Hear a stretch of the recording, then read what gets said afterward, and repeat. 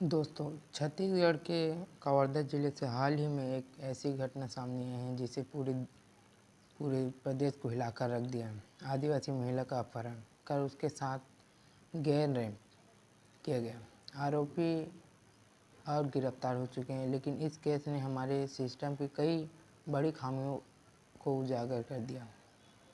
Media report के अनुसार पीड़िता और उसके परिवार ने पुलिस पर गंभीर आरोप लगाए। एफआईआर दर्ज कराने पर देरी हुई और मामले को दबाने की कोशिश की गई।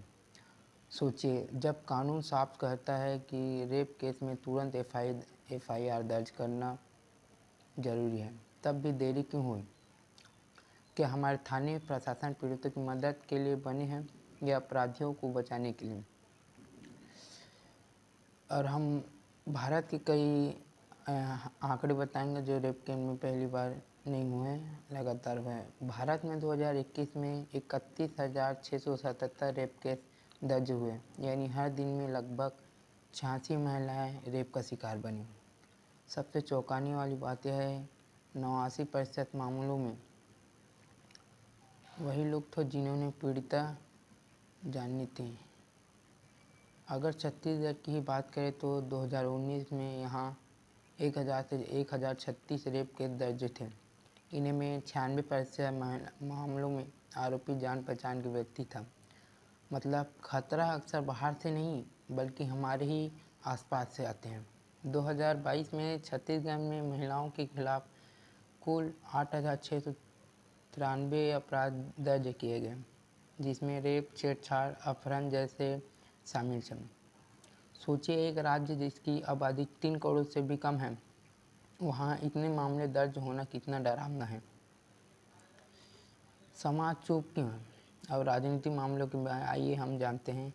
इस मामले में हम आदिवासी समुदाय ने खुलकर विरोध किया है, लेकिन बड़े स्तर पर हम लोग आमतौर पर चुप रहते हैं। सोशल मीडिया पर थोड़ी चर्चा होती है, नेता ट्वीट करते हैं, लेकिन हकीकत यह है कि ग्राउंड पर कुछ बदलता नहीं।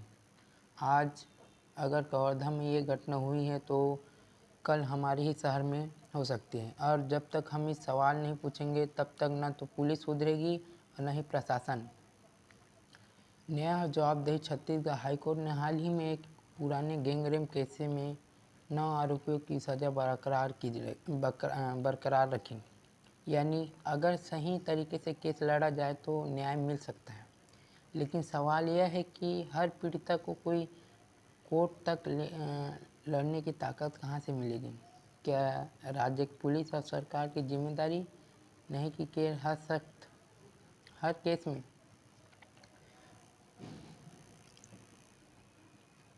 सरकार की जिम्मेदारी नहीं कि हर केस में तुरंत सख्त कार्रवाई हो?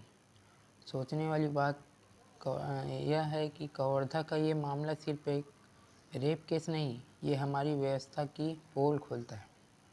पुलिस की जवाबदेही कहाँ है? सरकार की संवेदनशीलता कहाँ है?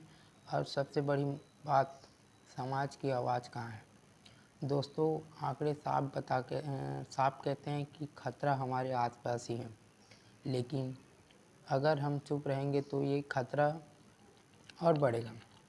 आप सोचते हैं कि ऐसे अपराधों को रोकने के लिए पुलिस और सरकार और समाज तीनों को क्या कदम उठाने चाहिए? नीचे कमेंट में ज़रूर बताएं। धन्यवाद।